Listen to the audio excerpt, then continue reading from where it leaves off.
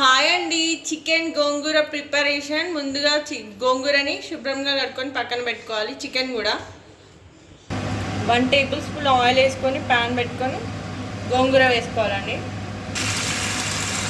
గోంగూర వేసుకొని మగ్గనివ్వాలి. మూత పెట్టుకొని 15 మినిట్స్.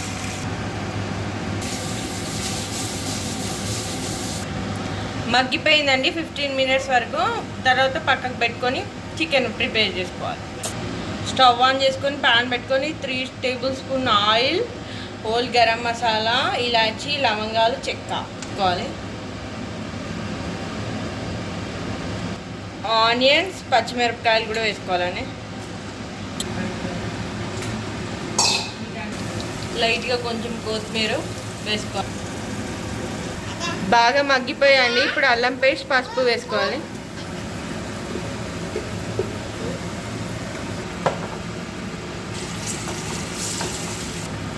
ముందుగా నిమ్మరసం, సాల్ట్ వేసుకొని చికెన్ని కడిగి పక్కన పెట్టుకున్నాను, అది వేసుకోవాలి. 5 మినిట్స్ మూత పెట్టుకోవాలండి. ఆయిల్లో బాగా బాయిల్ అయినాక ఉప్పు, కారం వేసుకోవాలి. సాల్ట్,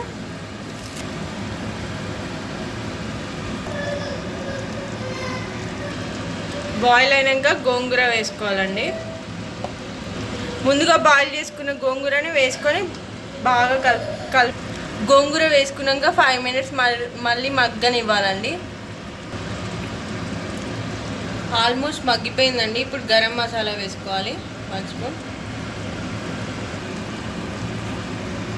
ఫైనల్లో కొత్తిమీర వేసుకొని స్టవ్ ఆఫ్ చేసుకోవడమే. వేడి వేడి గోంగూర chicken ready. Please like, share, subscribe my channel.